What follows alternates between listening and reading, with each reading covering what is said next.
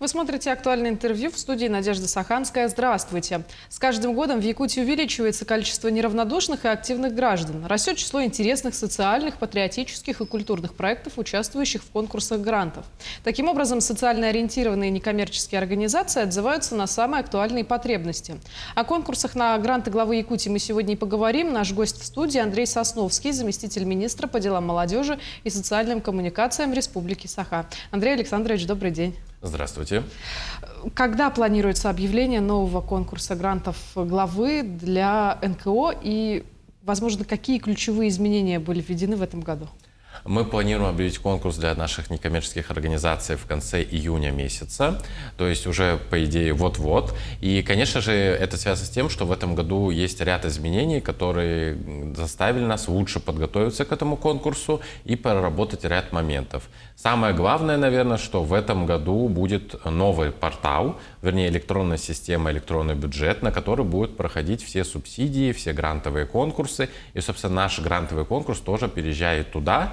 То есть, если раньше достаточно было просто почты и логина с паролем, чтобы зайти в этот портал, в этот раз некоммерческим организациям надо заблаговременно подготовить электронно-цифровую подпись, которую можно бесплатно сделать в налоговой, но об этом, конечно же, надо побеспокоиться заранее. Ну и в целом, конечно же, ряд требований, которые есть, которые всегда были, они также остались. То есть надо проверить свою налоговую задолженность, чтобы она не превышала определенных лимитов. Не надо иметь задолженности перед республиканским бюджетом, не быть инагентом. Ну и, соответственно, ряд требований, которые базовые, они также остались. Хорошо, с требованиями разобрались. Какие конкурсы для НКО есть сейчас? Куда можем податься? Для НКО сейчас, на самом деле, хотя лето обычно всегда было затишьем, сейчас у нас очень резко объявился конкурс, первый конкурс именно этого года Президентского фонда культурных инициатив. Срок приема заявок очень длительный, до 10 июля. И очень важно, именно исходя из этого конкурса, что многие забывают и думают, что это только для НКО, но это не только для НКО.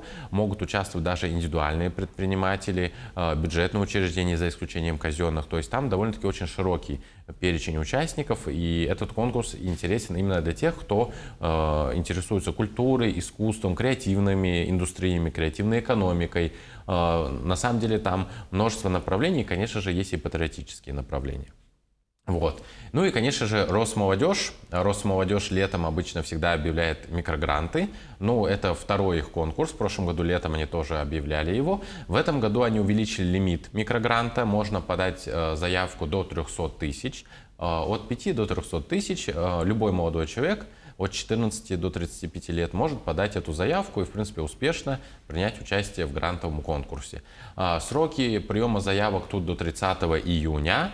То есть, соответственно, уже сейчас можно заходить, заполнять. В целом, критерии оценивания во всех грантовых конкурсах плюс-минус одинаковые. Самое главное – это понимать, конечно, логику проекта и знать, какую социальную группу населения вы хотите охватить. То есть, несмотря на то, что вот у микрогрантов есть вот эта приставка, она касается только выдаваемой суммы, здесь не говорим о том, что критерии могут быть чуть полегче, например? Ну, на самом деле, скажем так, эксперты смотрят по-другому, но в целом все равно прогоняется это все по общей методологии Росмолодежи, которая есть, и там прописаны все те же самые критерии. Конечно же, мы прекрасно понимаем, что микрогрант, он на то и микро, что там меньше цели, не такие глобальные, меньше благополучателей, меньше социальный эффект, но при этом все равно 300 тысяч – это такая сумма, на которую можно реализовать проекты. Я вот как сам являюсь федеральным экспертом Росмолодежи, хотя мне мой регион не достается никогда, вот, чтобы исключить заинтересованность, но по опыту могу сказать, что, например, в прошлом году, когда был лимит микрогрантов до 100 тысяч, там заявляли, например, школьные СМИ, предположим, на развитие там именно вот в школе такого движения. Конечно же, добровольческие, волонтерские проекты до 100 тысяч были, какие-то экотропы тоже развивались, то есть именно вот то, что можно и реально сделать именно в пределах этого бюджета. Опять же, это тот бюджет, что вот 300 тысяч сейчас, это который дает Росмолодежь. При этом вы же должны заявлять свое софинансирование, чтобы показать высокие баллы. В идеале оно должно быть около 30%. То есть это примерно 100 тысяч, еще сверху должно быть ваш личный вклад или ваших спонсоров, ваших там соучастников, скажем так. Вот, соответственно, уже проект на 400 тысяч. Это уже что-то посерьезнее. Вот, и поэтому на самом деле критерии оценивания не такие же. Единственное, только мы прекрасно понимаем, что охваты будут меньше. Мгм. А в целом республика активно участвует в в грантовом движении или нет? На самом деле мы всегда хвалим наших представителей общественности, членов некоммерческих организаций, говорим, что они у нас суперактивные. Мы всегда по количеству заявленных проектов лидируем по всем конкурсам на Дальневосточном федеральном округе. Вот даже если мы будем смотреть последний срез там, Президентского фонда культурных инициатив, мы лидируем и по суммам. Но мы, к сожалению, не лидируем по проценту одобренных заявок, то есть по качеству. Тут нам есть еще куда стремиться. Мы всегда говорим, что, пожалуйста, советуйтесь, прислушивайтесь, максимально старайтесь показать свой проект большему количеству людей. Никогда, даже если вы в первом конкурсе, например, не заняли какое-то место и не получили поддержку, запросите обратную связь у экспертов. Да, понимаю, у некоторых это долго приходит обратная связь, но она приходит. Сделайте работу над ошибками и подавайте свой проект дальше. Это очень хорошо повышает качество подаваемых проектов. Тем более, если вы горите этой идеей, не надо ее бросать, получивший там первый отказ всего лишь. Вот. Поэтому в данном случае мы всегда говорим, что Якутия у нас лидер Дальневосточного федерального округа, лидер по количеству подаваемых заявок, лидер по, собственно, суммам бывает, лидер у нас по количеству одобренных. Но мы берем именно процентом общероссийским. То есть если общероссийский процент одобрения поддержки заявок составляет примерно 13%, то у нас там 13-14, то есть чуть выше общероссийского. При этом мы, конечно, понимаем, что есть регионы с высоким качеством заявок, где, например, процент поддержки там 18%. Ну и, соответственно, более высококачественные заявки, они могут претендовать на большие суммы. То есть можно уже говорить о каких-то мегапроектах, мегасуммах. У нас в прошлом году впервые, например, появились победителей больше, чем на 10 миллионов рублей. Мы гордимся ими, мы говорим, что это большое достижение. И хотим, конечно, чтобы таких победителей становилось все больше и больше. А в целом в этом году какие направления считаются более приоритетными? Ну, у нас всегда есть, скажем так, три столпа, три основных грантовых конкурса, которые отвечают за различные направления. Это фонд президентских грантов, это так же, как и гранты главы, это больше социальные проекты, это социальное проектирование только для некоммерческих организаций. То есть конкретно надо писать проект с целью охватить благополучателей.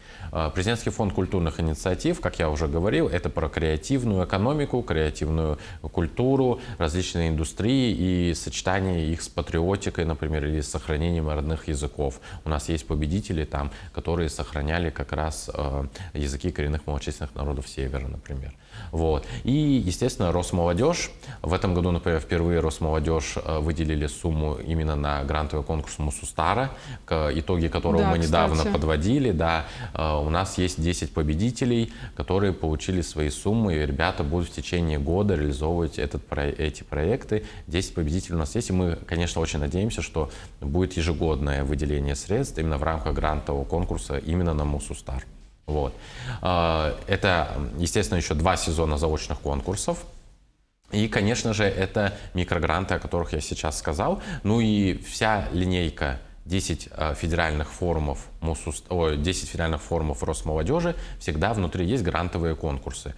Где-то 5 миллионов общий бюджет, где-то больше, где-то чуть меньше, но при этом вы всегда можете подать свой проект. Ориентировочно я бы советовал писать на 400-500 тысяч, чтобы увеличивать свои шансы на победу. Вот. И, конечно же, мы всегда помним о том, что у нас, например, по линии Минмолодежи мы оплачиваем проезд на Тавриду-Арт. То есть это прекрасная возможность ездить в Крым, именно в этот прекрасный культурный кластер, ну и дополнительно, конечно, поучаствовать в грантовом конкурсе.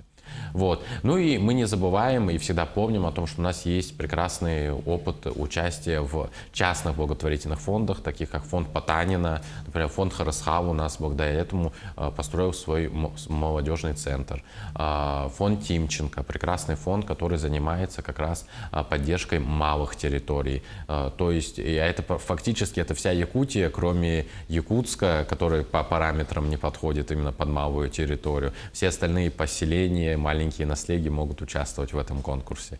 Вот. Ну и, конечно же, есть ряд других благотворительных частных фондов, где тоже можно поучаствовать. И очень, я, например, радуюсь, что сейчас и банки активно вовлекаются в грантовую деятельность. Недавно ВТБ, например, запустил свой грантовый конкурс, о котором еще, кстати, мало знают, поэтому там маленькая конкуренция, можно следить, смотреть. Они обещают несколько этапов, несколько типов конкурсов, поэтому заходите на сайт ВТБ, например, и можно посмотреть, когда стартует следующий этап.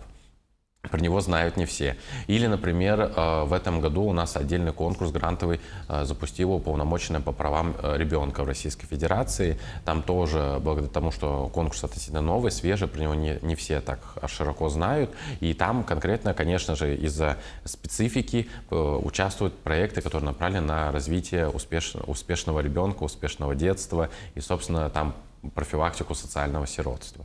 Вот такие проекты. Андрей Александрович, ну вы же сами являетесь экспертом, правда, отсматриваете заявки других регионов. Поделитесь, какая самая необычная заявка, на ваш взгляд, приходила для того, чтобы получить грант?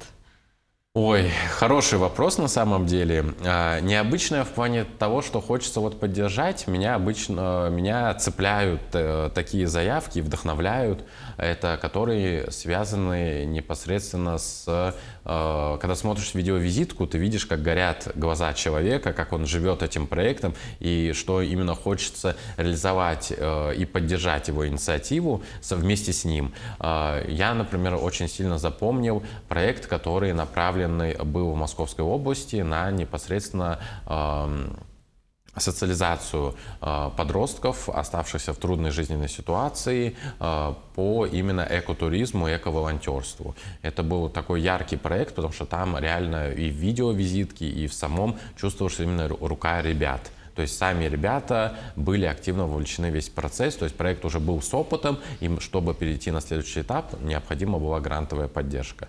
Вот. И есть проекты, которые я называю «постучались не в ту дверь», которые мне, да, тоже мне запоминаются. Это, например, когда ты видишь и понимаешь, что этот проект больше про бизнес скорее, чем про социальные какие-то возможности и социальные лифты. Например, я помню, когда у нас, скажем так, ушли иностранные предприниматели, очень много проектов в той же Росмолодежи появились по развитию, например, и созданию швейных мастерских, и они говорили о своей социальной значимости. Хотя мы все взрослые люди, мы понимаем, что это больше бизнесовый проект, что можно открыть тот же самый магазин там и продавать одежду, вышитую своими руками. Так что, в принципе, тут все реально. Вот это немного из другой истории. И, конечно же, очень много проектов, например, которые я отсматриваю, это, наверное, со времен ковида мы всегда благодарны этим людям и помним о их вкладе. Это, конечно, волонтеры. То есть, начиная от эко-волонтерства, то есть это очистка